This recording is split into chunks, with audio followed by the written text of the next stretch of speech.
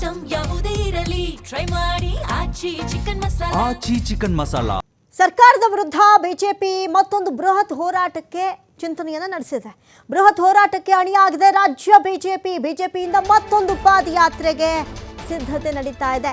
ನೋಡಿ, ಸದ್ಯಕ್ಕೆ ಬಿಡದಿ ಟೌನ್ಶಿಪ್ ದಂಗ ಯಾವ ರೀತಿಯಾಗಿ ರಾಜಕೀಯ ಸ್ವರೂಪವನ್ನು ದಿನೇ ದಿನೇ ಪಡೆದುಕೊಳ್ತಾ ಇದೆ ಅನ್ನೋದನ್ನ ನಾವೆಲ್ಲ ಗಮನಿಸ್ತಾ ಇದ್ದೀವಿ. ಈಗ ಮತ್ತೊಂದು ಬೃಹತ್ ಹೋರಾಟಕ್ಕೆ ರಾಜ್ಯ ಬಿಜೆಪಿ ಅಣಿಯಾಗ್ತಾ ಇದೆ.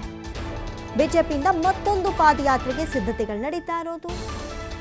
ಬಿಡದಿ ರೈತರ ಹೋರಾಟಕ್ಕೆ ಬೆಂಬಲವನ್ನ ಸೂಚಿಸಿ ಬಿಡದಿಯಿಂದ ಬೆಂಗಳೂರಿಗೆ ಬಿಜೆಪಿ ಪಾದಯಾತ್ರೆ ಮಾಡೋದಕ್ಕೆ ಚಿಂತನೆ ನಡೆಸಿದೆ.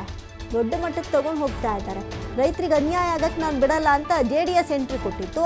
JDS ಒಂದು ರೀತಿಯಾದಂಥ ಮೈಲೇಜ್ ಸಿಗ್ತಾ ಇತ್ತು. ಬಿಜೆಪಿ ಈ ಅವಕಾಶವನ್ನು ಕಳ್ಕೊಳ್ಳೋದಕ್ಕೆ ರೆಡಿ ಇಲ್ಲ. ಈಗ ಮೊದಲಿಗೆ ಕಾಲಿಟ್ಟಿದ್ದು JDS ಆದ್ರೂ ಬಿಜೆಪಿ ನಾನು ಸಪೋರ್ಟ್ ಮಾಡ್ತಾ ಇದ್ದೀನಿ ಅಂತ ಹೇಳಿ ಈಗ ಮುಂದೆ ಬಂದಿದೆ. ಇವತ್ತು ಏನೆಲ್ಲ ಫ್ರೀಡಂ ಪಾರ್ಕ್ನಲ್ಲಿ ಹೋರಾಟಗಳು ನಡೀತಾ ಇದೆ ನೋಡಿದ್ರೆ, ಈಗ ಮತ್ತೊಂದು ಹಂತಕ್ಕೆ ಯೋಚನೆ ಮಾಡ್ತಾ ಇದ್ದಾರೆ. ಬಿಡದಿ ಟೌನ್ಶಿಪ್ ವಿರೋಧಿಸಿ ಪಾದಯಾತ್ರೆ ಮಾಡೋದಕ್ಕೆ ನಿರ್ಧರಿಸಿ ಸಭೆ ನಡೆಸಿ ದಿನಾಂಕವನ್ನು ಜೊತೆಗೆ ಪಾದಯಾತ್ರೆಯ ರೂಪುರೇಷೆ ಹೆಂಗಿರಬೇಕು ಅನ್ನೋದನ್ನ ಘೋಷಣೆ ಮಾಡ್ತಾರೆ.